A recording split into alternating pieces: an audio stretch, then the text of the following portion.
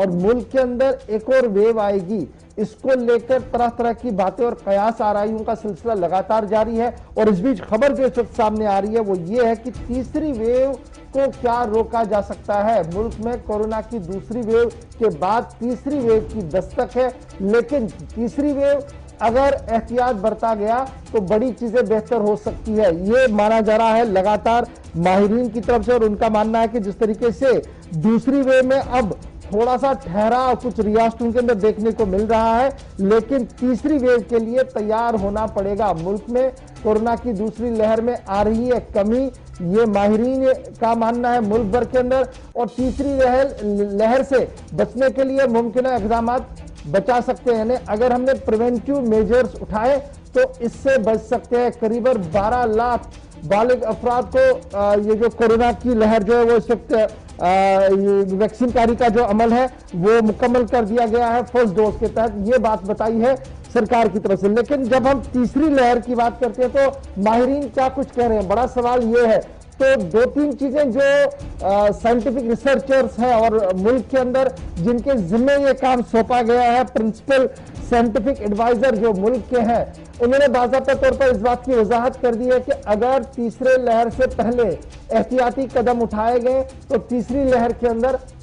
بہت کم نقصان ملک کے اندر ہو سکتا ہے۔ اب یہ جو اقدامات ہے وہ کیا ہے جی؟ ایک سٹیٹ سے کہا گیا ہے کہ وہ مکمل طور پر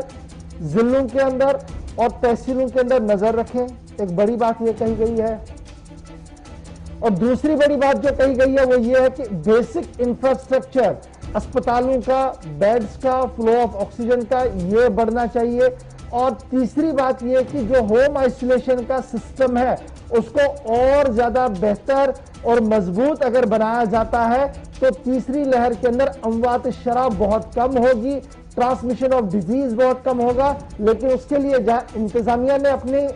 فرائض انجام دینے ہیں وہیں پر عوام کو بھی تعاون کرنا ہوگا۔ اور عوام کا تعاون مطلب یہ کہ جب مائکرو کنٹینمنٹ یا کنٹینمنٹ زون ہے تو اسے مکمل طور پر سیل کرنا ہوگا، وہاں پر ٹیسٹنگ فیسلٹی کو بڑھانا ہوگا، اور اس کے بعد جو چیزیں وہاں سے ابھر کر سامنے آئیں گی اس کو اسی طریقے سے جو ہے وہ مانیٹر کرنا ہوگا۔ یعنی کام بڑھ چکا ہے، اور یہی وجہ ہے کہ مرکزی وزارت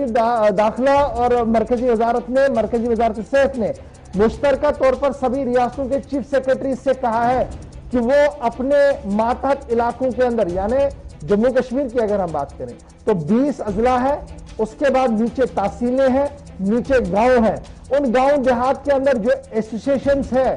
این جی اوز ہیں، لوکل ریسورسز ہیں، انہیں یوٹیلائز کیا جائے، انہیں استعمال میں لایا جائے تاکہ اس وقت جو ملک کے سامنے درپیش مسئلہ ہے اس کو حل کیا جا سکے۔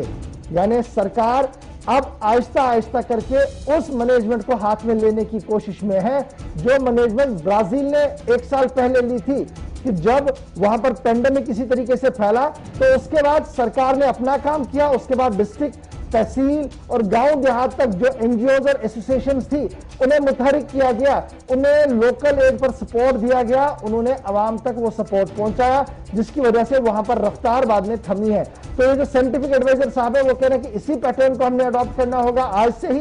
تبھی جا کر تیسری لہر سے بچا جا سکتا ہے۔ جی آصف۔